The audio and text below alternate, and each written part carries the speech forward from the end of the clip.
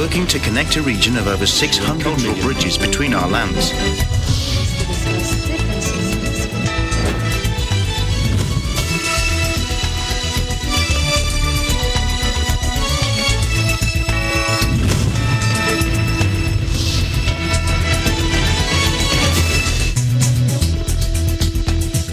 Hello and welcome to ASEAN in Focus. I'm Alma Angeles and we're coming to you live from Manila and Thailand. Hello, Esther. Hi, I'm Esther Odanga from EBC Thailand Bureau, bringing you the latest news in the dynamic ASEAN region. On today's headlines, Malacanang directed all government agencies to divert all international flights from Mactan Cebu International Airport to the Ninoy Aquino International Airport from May 29 to June 5. An international firefighting effort to put out a huge blaze on a container ship off Sri Lanka's coast will likely take days, the country's Navy chief said Thursday, amid mounting fears of a major oil leak. Vietnam began vaccinating hundreds of thousands of factory workers in its industrialized north to combat its largest COVID outbreak so far, days after the country reported a daily record in new cases. 30 cat illustrations have appeared on the lawn of the Malay Heritage Center, part of the Proverbs on the Lawn. Our EBC correspondent in Singapore takes us there.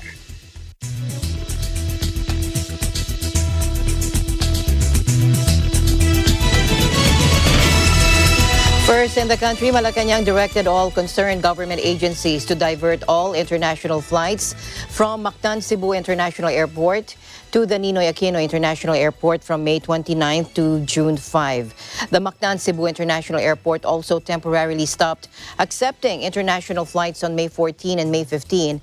Cebu Governor Gwen Garcia has since urged the Civil Aeronautics Board to lift the limitation on international passengers. Take a look. I am not in any way trying to disrespect the president. I respect him. He is my president.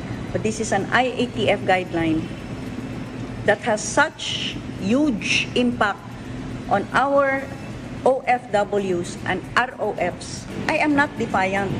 I'm just trying to look for the best possible way that we may implement policies that will further burden our people. Executive Secretary Salvador Medaldea issued the memorandum based on the recommendation of the Interagency Task Force for the Management of Emerging Infectious Diseases and in pursuit of the national interest in preventing the further spread of the coronavirus in the country. The Department of Transportation, through its attached agencies, and the Manila International Airport Authority are directed to ensure the smooth diversion of inbound flights. The memo also urges concerned agencies to enforce the current testing and quarantine protocols approved and issued by the IATF EID applicable to inbound international travelers in all ports of entry, regardless of any specific protocols that may be issued by local government units to the country. Heads of departments shall ensure that all offices and instrumentalities under or attached to their departments abide by this directive, while the Department of Interior and local government shall enforce compliance with respect to LGUs. During a pre-recorded cabinet meeting, Health Secretary Francisco Duque said they were closely monitoring the situation in Visayas and Mindanao, which have once again been flagged for the increasing number of COVID cases.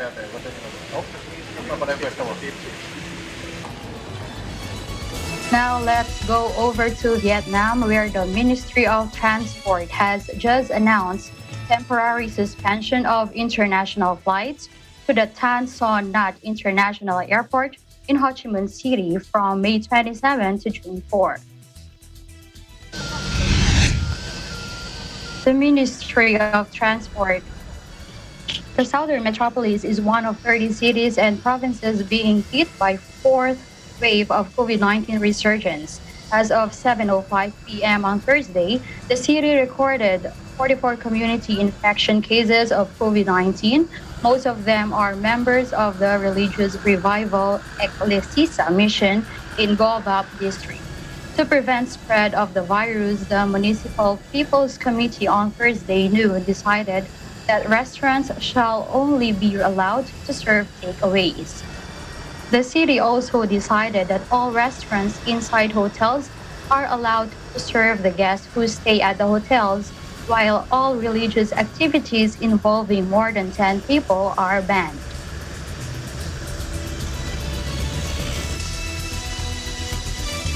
Back here in the country, President Duterte has signed into law a bill seeking to divide Maguindanao, part of Bangsamoro Autonomous Region in Muslim Mindanao, or BARM, into two provinces.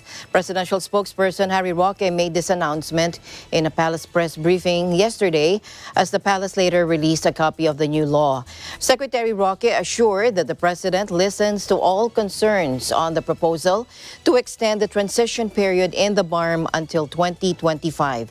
And he made this assurance even as the president himself has expressed support of the initiative for the transition. Take a look.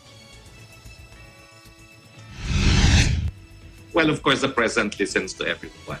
And the reason why they were there in the first place was the signing of a bill dividing the province of Maguindanao to Sur and to Norte. So that was the reason. But the president has always been consistent that he leaves the issue of extending the transition period in the BARM to Congress, and that both the BARM officials and the local government officials should coordinate closely with our senators and our congressmen. The president's position is he leaves it to Congress, because it is not something that the executive can decide on. So he has been approached by both pro and anti, and his consistent advice is coordinate and talk to the senators and the congressmen.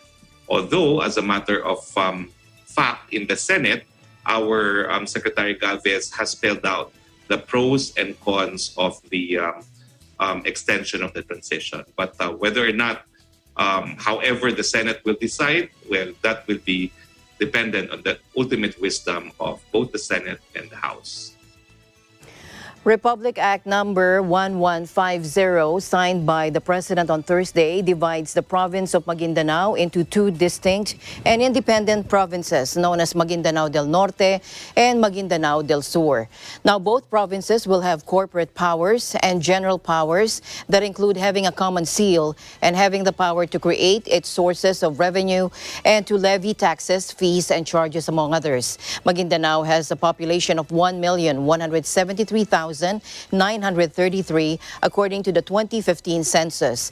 And as we heard earlier, Secretary Roque encouraged those who supported or opposed to the extension of the transition period to relay their concerns to both the Senate and House of Representatives. The BARM, an expanded autonomous region created upon the ratification of the Bangsamoro Organic Law in January 2019, is the outcome of the decades-long peace negotiation between the government and the MILF, or Moro Islamic Liberation Front. And currently, the BARM is under transition. During the transition period, the interim Bangsamoro government will identify the new structural framework of the BARM, taking into consideration the existing structure, budget, and other relevant features of the now defunct autonomous region in Muslim Mindanao.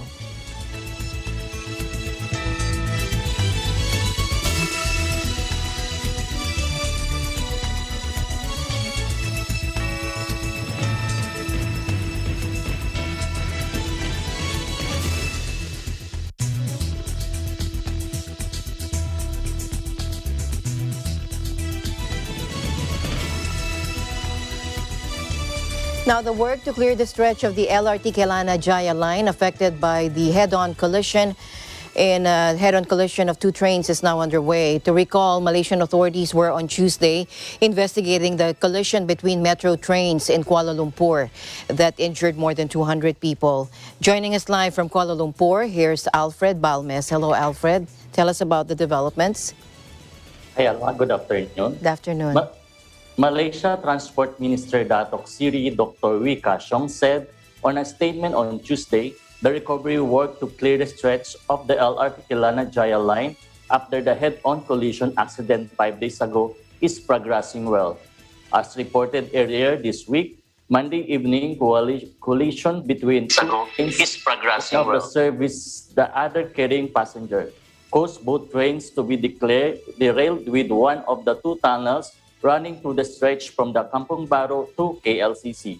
A team was deployed the same night of the incident, and the work continued non-stop to ensure the LRT line is back to its full capacity. However, the most challenging part of the recovery is the separation of the coaches before lifting them back onto the track. The recovery coaches were brought back to the depot at Limba, Subang. In an official statement posted on Facebook, the Transport Minister expressed satisfaction with the pace of site recovery and service restoration. He said this after he made a visit to the Kelana Jaya Line Operation Control Center at Limba, Subang, and was happy to see the operation to clear the debris moving quite fast and orderly. He also said a total of 58 trains are expected to be operable again very soon to avoid further inconvenience to passengers. Prasarana said before reopening the affected stretch, necessary tests will be conducted first to ensure that the entire line is safe to be operated. For the time being, a limited passenger service is still running using the unaffected tunnel. Back to you, Alma. Thank you very much for your update. Alfred, stay safe. Thank you. Live reporting from Kuala Lumpur, Malaysia. This is Alfred Balmes. We live in interesting times. An international firefighting effort to put out a huge blaze on a container ship off Sri Lanka's coast will likely take days, the country's Navy chief said Thursday amid mounting fears of a major oil leak. Let's take a look.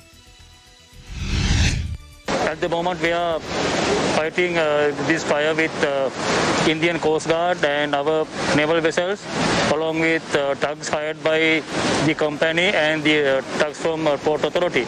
At the moment, we are in a very stable condition as we got favorable sea condition and the weak condition. I hope another few days time we can extinguish this fire completely. We actually have deployed nearly 975 Triforce personnel to collect, remove debris in these areas. Basically, Marine Environment Protection Authority, we have identified 10 areas where critically polluted, and we have deployed this 975. But there are many other areas that we need to deploy Triforces and volunteers for collecting these debris, and we'll be doing that very soon.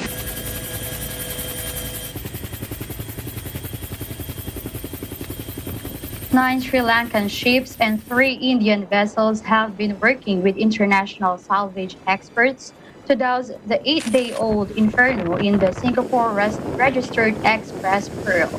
The vessel was carrying nearly 1,500 containers, including 25 tons of nitric acid, when a fire broke out as it waited to enter Colombo port. It is believed that the fire was sparked by a leak of nitric acid on the 186-meter-long ship. Monsoon winds fanned the flames. Darshani Lahandarupa, chairperson, Marine Environment Protection Authority, said the crew knew about a nitric acid leak on May 11 before entering Sri Lankan waters, and that the fire could have been avoided if they acted promptly. The ship's operator, Express Feeders of Singapore, confirmed they knew about the acid leak, but said attempts to leave the leaking container in India and Qatar had failed. It said port authorities in the two countries had rejected requests because they did not have specialist facilities. Sri Lankan authorities have lodged a formal complaint with police ahead of initiating legal actions against the ship's captain. Lahandapura said a large quantity of oil threatens to leak and pollute the tourist and fishing regions of Negombo, 40 kilometers or 25 miles north of the capital. Sri Lanka soldiers were deployed Thursday to clean Negombo Beach as debris from 8 containers that fell into the sea after the explosions washed ashore.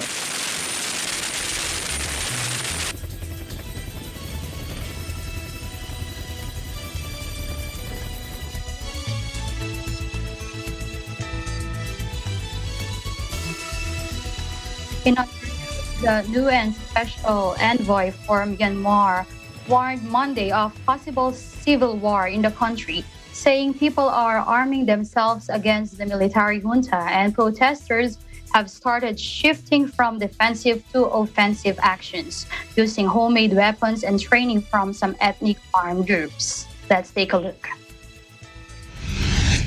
We have still a situation which is very bad on the ground. We have now more than 800 killed people, more than 5,300 people are arrested, more than 1,800 warrants went out. People fled in other regions or over the border. The situation is currently very bad in the Chin State. People who have fled are in urgent need now of food, water, shelter, and access to health care.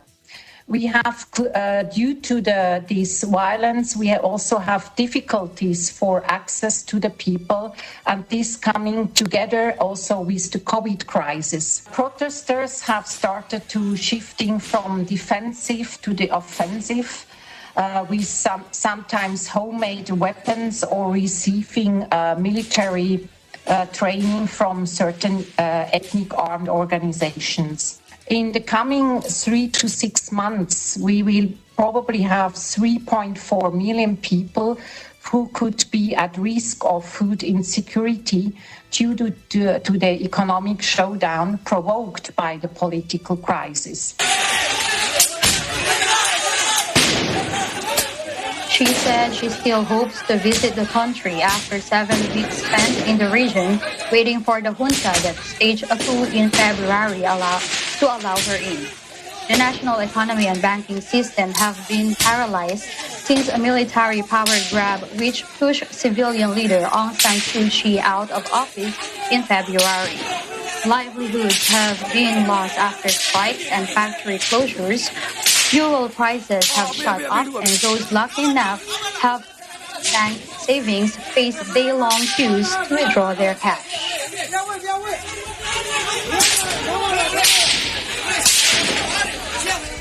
And staying in Myanmar, an American editor of a Myanmar-based news outlet was detained by authorities in Yangon as he attempted to board a flight out of the coup-hit country, according to his employers.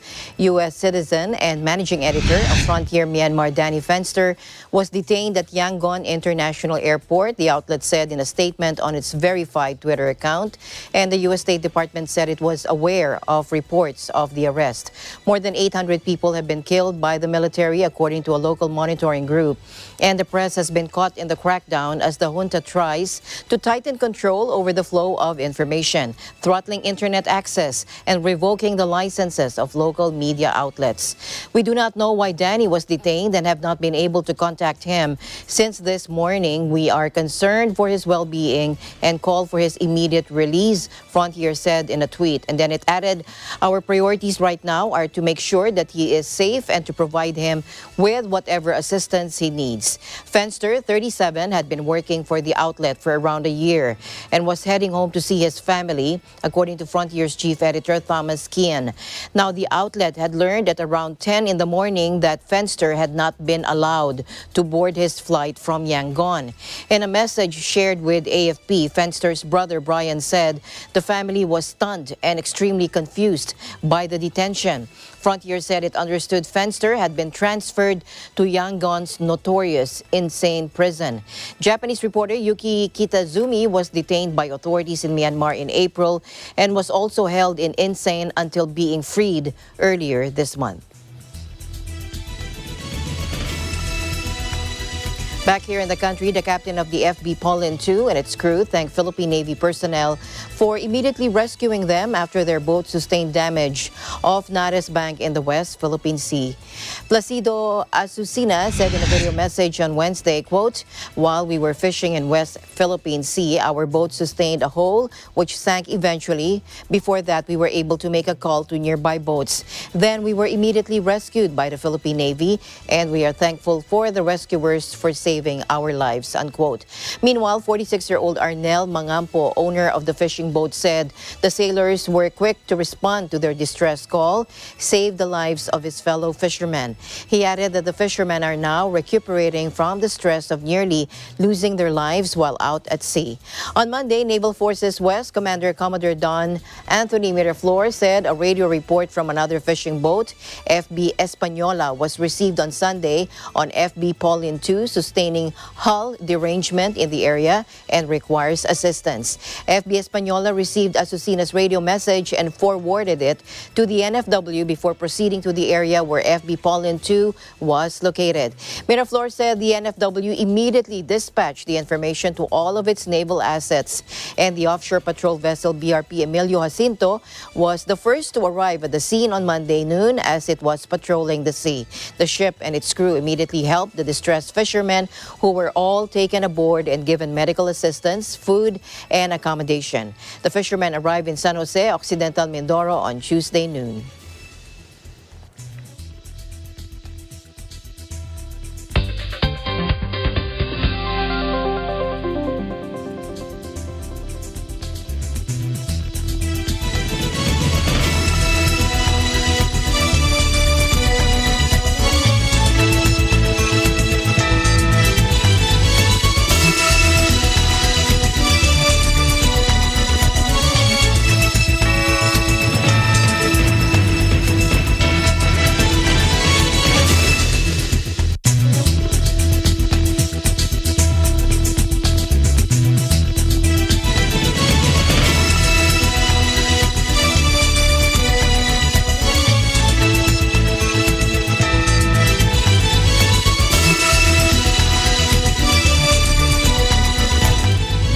This portion is brought to you by Security Bank.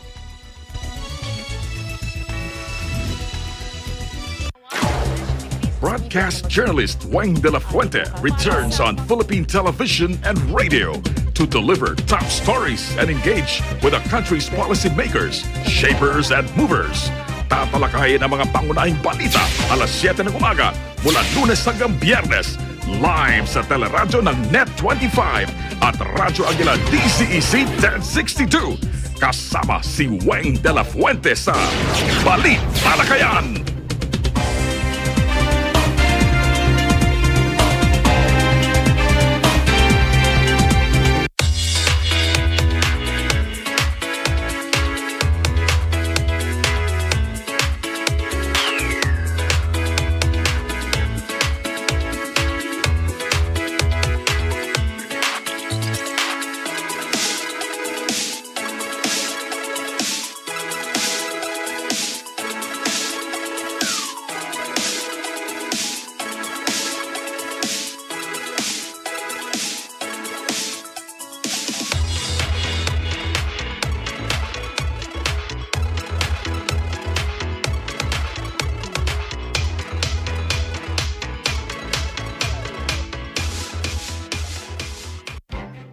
Events happen around us all the time, in our community, in our country, around the world. Events that affect people, move communities, or simply inspire us. Interesting events that people need to know. In these interesting times, we continue to be a competent partner in delivering news about these events. Fast, accurate, balanced. Eagle News, because we live in interesting times.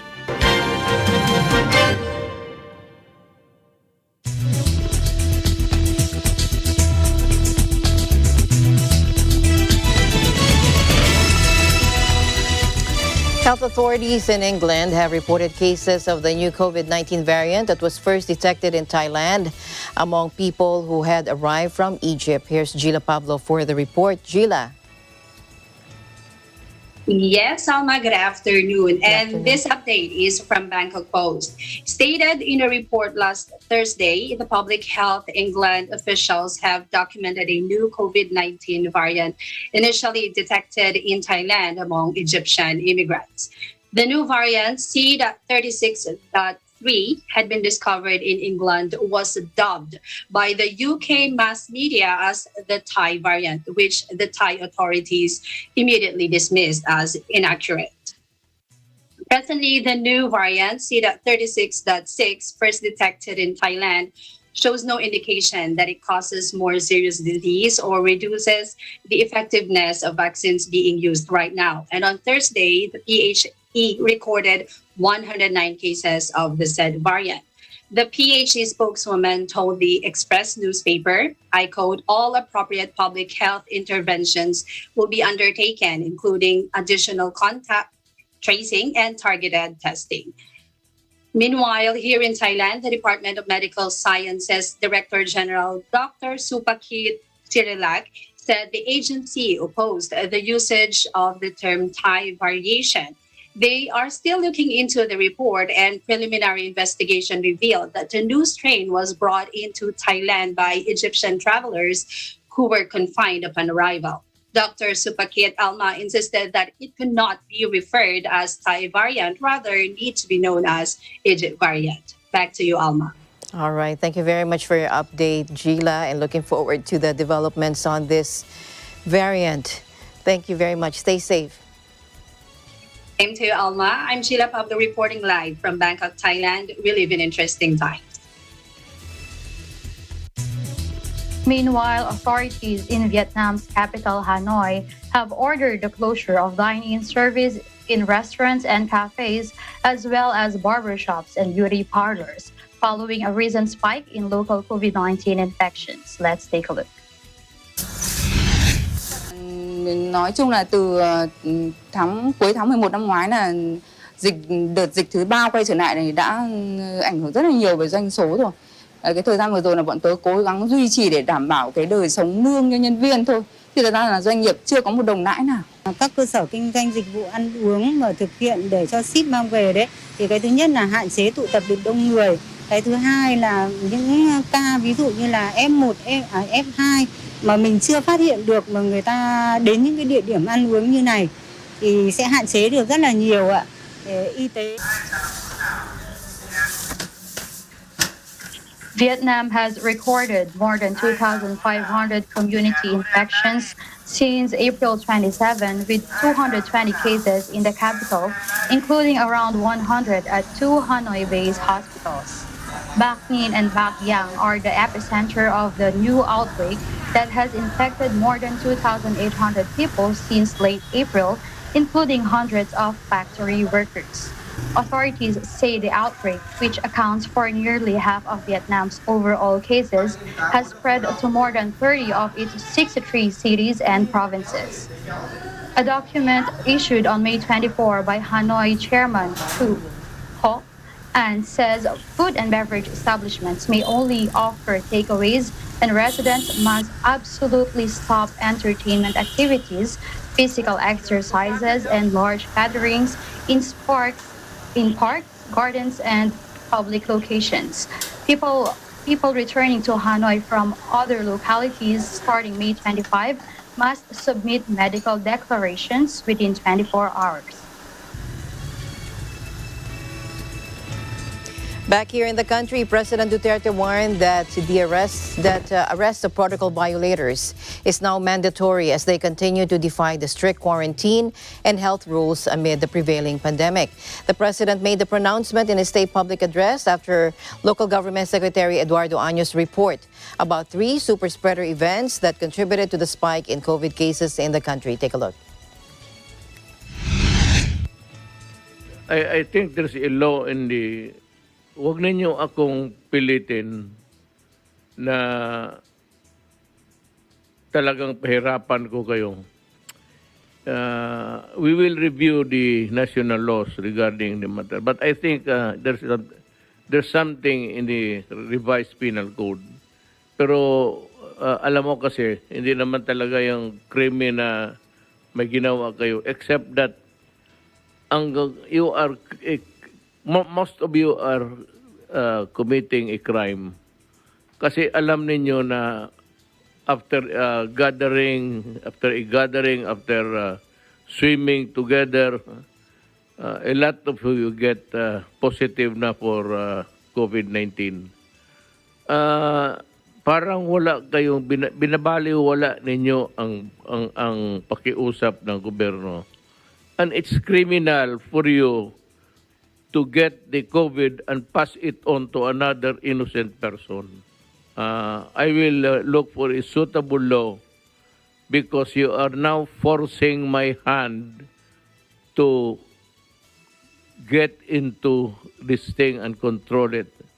Ayaw ninyo magpasaway and I make it mandatory, and this will be the job of the municipal mayor, city mayor, and the barangay captains.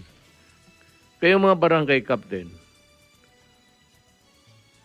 do you know that you have committed a crime of dereliction of duty? Tignan ninyo sa revised penal code, magkonsulta kayo ng abogado. Talagang ang unang ipakulong ko, yung barangay captain. Having committed the crime of dereliction of duty under the revised penal code.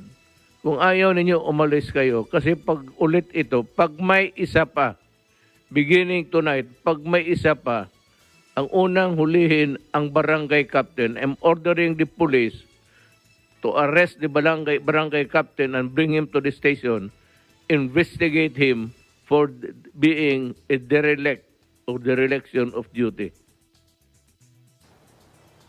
The president was saddened that many are still ignoring the government's repeated calls to follow minimum public health standards. The president also reminded the local officials to ensure the strict implementation of quarantine and health protocols amid the pandemic.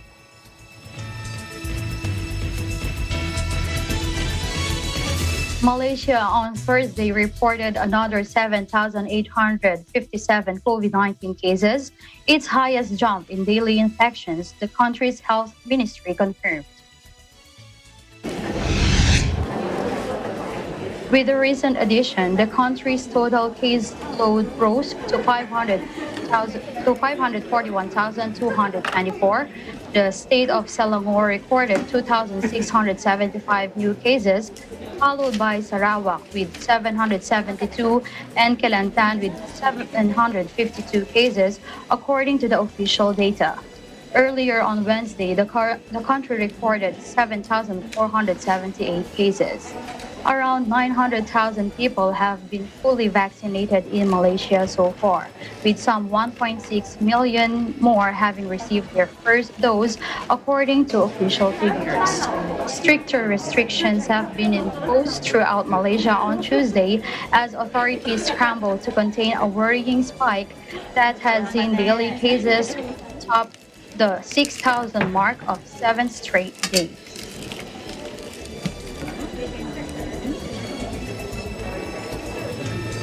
The Philippines will consider vaccinating teenagers once there is a steady supply of COVID-19 vaccines developed by U.S. drug maker Pfizer, according to Malacanang. Presidential spokesperson Harry Roque made this statement after the Food and Drug Administration of the Philippines announced that it would amend the emergency use authorization or EUA of Pfizer to allow its use on 12 to 15-year-old teenagers. Take a look. Gagamitin po natin ang Pfizer pag dumating na yung ating mga biniling mga Pfizer. Kasi yung mga Pfizer na dumarating po ngayon, galing po yan sa COVAX facility, kinakailangan po ilaan natin yan para sa mga indigents. Pero wag po kayo mag-aalala, no? Matapos po yung July 4 sa Amerika na tinatawag nilang Independence Day from COVID, ay inaasahan natin na luluwag na ang supply ng Pfizer. So dahil yan lang naman po ang bakuna na po pwede sa teenagers, asahan po natin na bibili tayo ng mas marami pag Pfizer para sa mga teenagers. The Philippines received an initial 193,050 doses of Pfizer COVID vaccine supplied by the World Health Organization-led COVAX facility on May 10th. And last Monday, WHO Country Representative Rabindra Abiyasinghe said the Philippines is set to receive an additional 2 million doses of Pfizer vaccine through the COVAX facility in June. Secretary Roque assured that the government will procure more doses of the vaccine for Filipino teenagers after the U.S. U.S. celebrates Independence Day. To recall, U.S. President Joe Biden earlier expressed hope that the U.S. can mark independence from COVID-19 on July 4.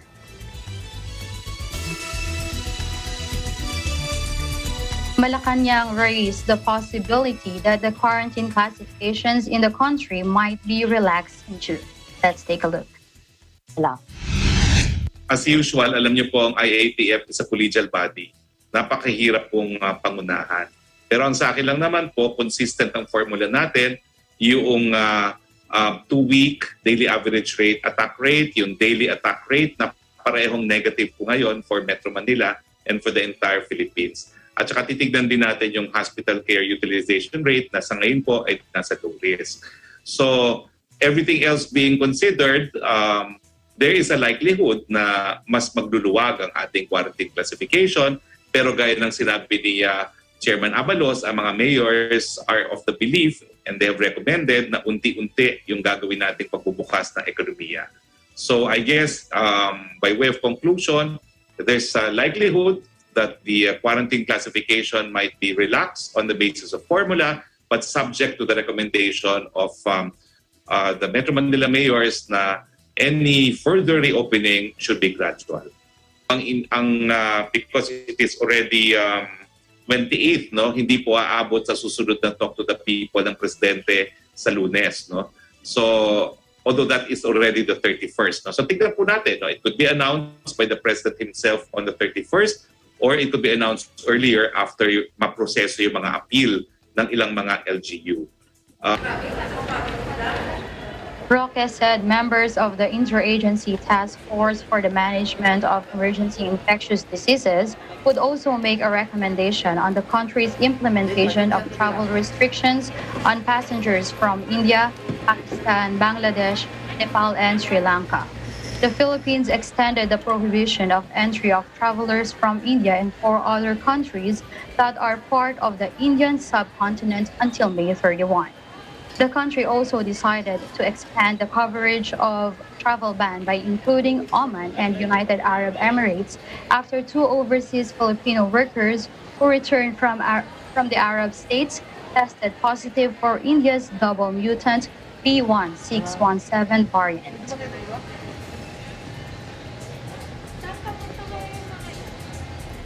9 Britons have been banned from working in Singapore. This after breaking coronavirus rules by partying on a yacht in swimwear and Santa hats, according to reports last Thursday. Images of last year's Boxing Day festivities on the vessel went viral on social media, sparking fury from Singaporeans and prompting authorities to launch an investigation. Now, at that time, gatherings outside the home were limited to only 5 people under curbs to prevent the spread of the virus. The Labor Ministry announced Thursday that 8 Britons from that party, 5 men and 3 women, had been permanently banned from working in Singapore. Broadcaster CNA and newspaper The Straits Times reported this. Another British woman who took part in the festivities had already been banned in March from working in the city-state, which has a large foreign population. 8 of the Britons also pleaded guilty Thursday to exceeding the maximum limit on group sizes and were each fined 3,000 Singaporean dollars. According to reports, they could have been fined up to 10,000 Singaporean dollars or jailed for up to 6 months or both. The ministry didn't immediately respond to requests for confirmation. The city-state, which has had a relatively mild outbreak, reporting around 61,700 cases and 31 deaths, has taken a tough stand against violations of restrictions. In June last year, 4 British men were banned from working in Singapore after going on a pub crawl in a breach of curbs. Meanwhile, Thailand's Health and Transport Ministry opened a new vaccination site at Bang Sue train station, Bangkok's new railway hub, aiming to inoculate 10,000 people per day with the Sinovac and AstraZeneca vaccines. Let's watch this. ถ้าติดหน้ารถมันก็คือถ้าเขาเห็นมันเขาก็น่าจะมั่นใจในการบริการของเรามากขึ้นก็ปลอดภัยเกี่ยวกับโรคเชื้อโรคตัวนี้ก็แล้วแต่ครับว่ายี่ห้อยี่ห้ออะไรฉีดมันจัดมาให้เรายี่ห้ออะไรเราต้องฉีด The main target group are nearly 200,000 transport workers out of the capital's 10 million population. The Public Health Ministry reported on Tuesday morning that there were 26 new COVID fatalities and 3,226 new cases over the past 24 hours. The new infections comprise 2,344 among general people and 882 in prisons. Thailand is also vaccinating its prisoners after mass outbreaks. Nearly half of the 37,000 inmates tested positive for the coronavirus. The country's prisons are some of the most overcrowded in the world. And back here in the country, the Armed Forces of the Philippines' capabilities to respond to the coronavirus disease pandemic got a much-needed boost following the donation of more medical equipment and supplies worth about 68 million pesos by the Australian government on Thursday. AFP Chief of Staff General Cirilito Sobejana said in a statement, quote, "In the midst of a complex and volatile security environment, Australia has continuously extended its support in the endeavors and advocacies of the Armed Forces of the Philippines and, of course, our national government. In particular, Australia has been a dependable partner in confronting the prevailing health crisis." Sobejana and Defense Secretary Delfin Lorenzana accepted the donation from Australian Ambassador to Manila, Stephen Robinson, and Defense Attaché Colonel Paul Joseph Barta in a ceremony in Camp Aguinaldo, Quezon City. These additional medical supplies and equipment will be used by the AFP Health Service Command to continuously address the challenges posed by the pandemic. The Australian government's initial donation of hospital and personal protective equipment was received last June 11 at the Victoriano Luna Medical Center in Quezon City. Sobejana said the Australian donation came at the right time when there's an opportune need for improved medical resources to ensure the safety and well-being of AFP personnel.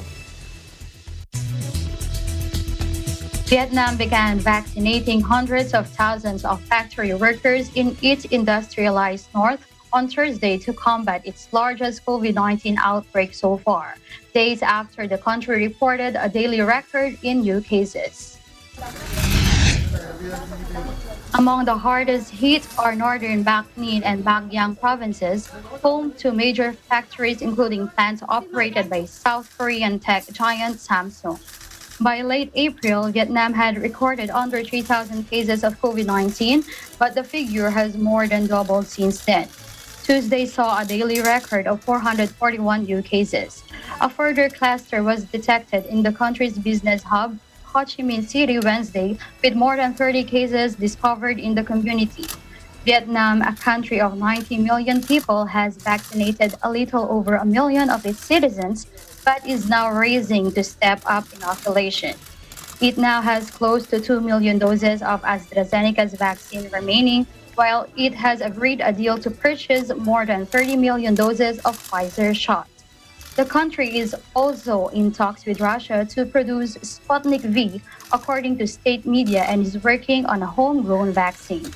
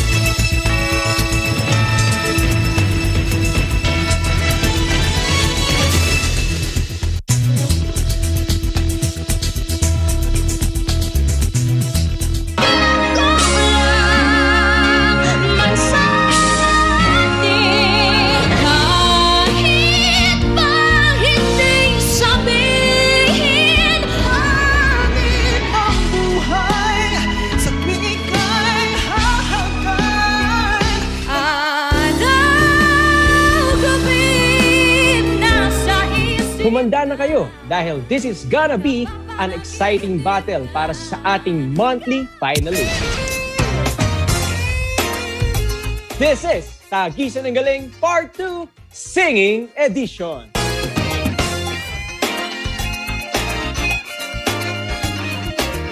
This program is supported by China Bank. Your success is our business. Kumanta, sumaya tayong lahat. Saya-saya.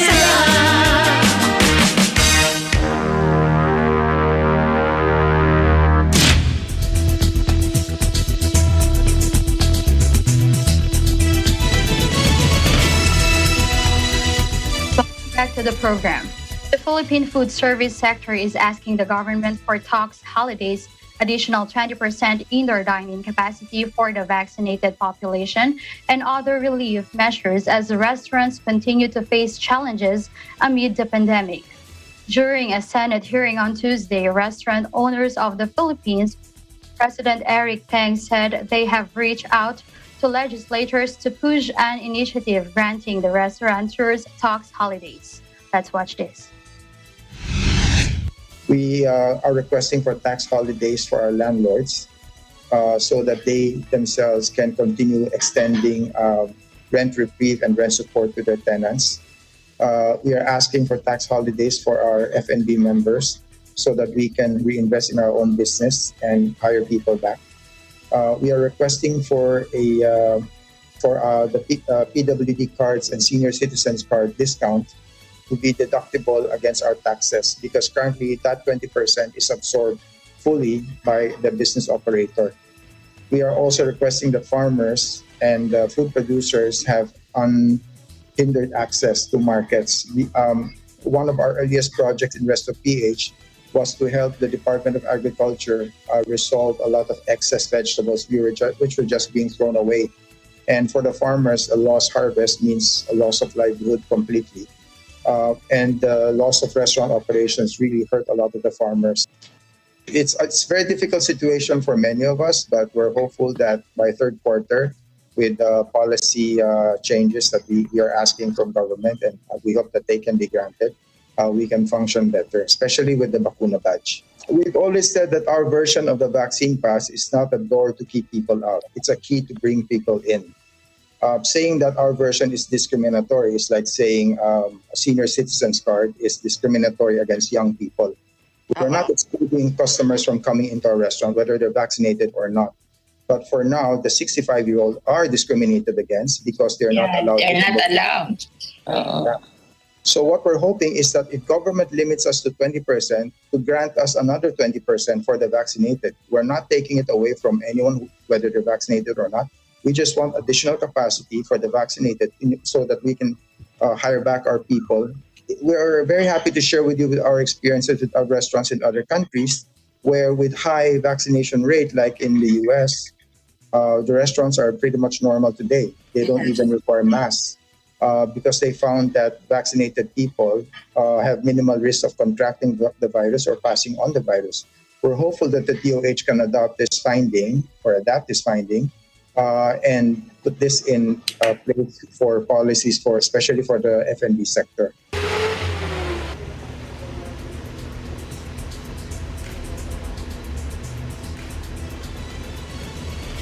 Staying in the country, President Duterte has signed a law granting him the power to defer the increases in Social Security System or SSS premium contributions this year.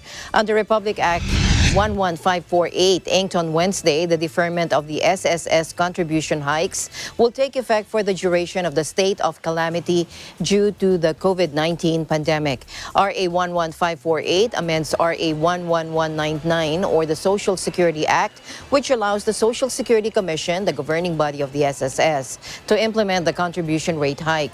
A 1% contribution increase is imposed on SSS members every 2 years beginning 2019 until 2025 based on RA 11199, meaning the SSS members' contribution rate will increase to 13% beginning January 2021 from a contribution rate of 12% in 2020. However, RA 11548 includes a new phrase that states that the implementation of 1% 2021 increase in contribution rates and the monthly salary credits provided in this section may be suspended if the President of the Philippines for the duration of the state of calamity under Proclamation number 929. On March 16 last year, President Duterte signed Proclamation 929 declaring a nationwide state of calamity due to the pandemic. The entire Philippines is placed under a state of calamity for 6 months unless earlier lifted or extended as circumstances may warrant, according to this proclamation. Now, the new law, which was made public on Thursday, takes effect 15 days after its publication in at least 2 newspapers of general circulation. Meanwhile, a top security conference in Singapore that was to be attended by U.S. Defense Secretary Lloyd Austin and Japanese Prime Minister Yoshihide Suga was canceled Thursday due to the coronavirus. The Shangri-La Dialogue was scheduled to be an in-person event from June 4 to 5 and was also set to welcome ministers and senior military officials from around the world. But the International Institute for Strategic Studies, the think tank that organizes the annual forum, said it had become unviable. The institute also noted there had been an increase in local transmissions in Singapore, which has led to a tightening of restrictions in the city-state. Singapore Defense Minister Ng Eng Hen said canceling the forum was responsible course as the pandemic had taken a turn for the worse, especially in parts of Asia, aggravated by more infectious variants. It was the second year in a row that the conference, which has been running since 2002, has been canceled due to the virus. The news came after the World Economic Forum announced this week it had called off its planned annual gathering of political, economic, and business leaders, which had been set for August in Singapore.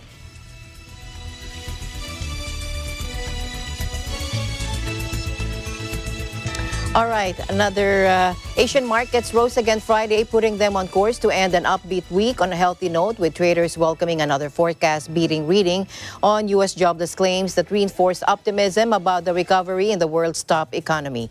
There was also some cheer from reports that Joe Biden is planning a $6 trillion budget proposal for later in the day that includes his vast infrastructure deal and spending on families. And while the huge outlays are likely to add to inflationary pressures, investors were happier to look past that, opting instead to focus on the economic boost, while Federal Reserve officials, as well as Treasury Secretary Janet Yellen, continue to argue that any price spikes will be transitory. Regional equities have enjoyed a broadly positive week as inflation fears and rising virus cases take a backseat to the reflation narrative fueled by the rollout of vaccines and reopening of economies. After a positive end for the Dow and S&P 500 in New York, Asia pressed ahead with its recent advances. Tokyo jumped 2% thanks to a weakening yen, while Sydney and Taipei jumped more than 1% apiece. Hong Kong, Shanghai, Singapore, Seoul, and Jakarta were also up, though there were small losses in Manila after more than 5% surge Thursday.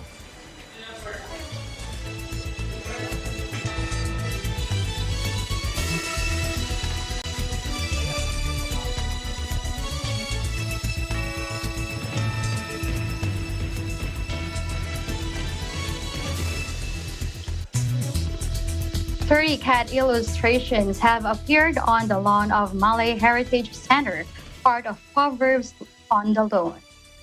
We have Heather Pilar Clemente, and she will take us there. Let's watch this. Hello everyone. Today, I'm at Malay Heritage Center, and I'll show you an exhibition called Proverbs on the Lawn. Let's go. Located at Malay Heritage Center, the Proverbs on the Lawn can be seen upon entering the center. A total of 30 cat standees can be seen scattered around the lawn. This exhibition was a collaboration between the Malay Heritage Center and a Japanese artist named Juno of Mofu Sand. This exhibition pays tribute to the place of a cat in the Malay literature, culture, and the hearts of Singaporeans. The cats in the Malay proverbs are metaphorically used to convey human behavior and to impart age-old lessons handed down from generation to generation. Not only can you see the cat standees, but you may also spot real cats, such as their famous cat named Oreo. The best part of this exhibition is that it's free. All you have to do is register and follow the COVID safety protocols. I'm Heather Pilar Clemente, reporting from EBC Singapore. We live in interesting times. Thank you, Esther, as always, for keeping me company today. Have a great weekend. You too, Alma. Thank you so much. And that is the latest news in the Southeast Asian nations. Stay updated about the ASEAN region. I'm Esther Odanga from EBC Thailand Bureau, and we live in interesting times. We'll see you back next week. I'm Alma Angeles, and we live in interesting times.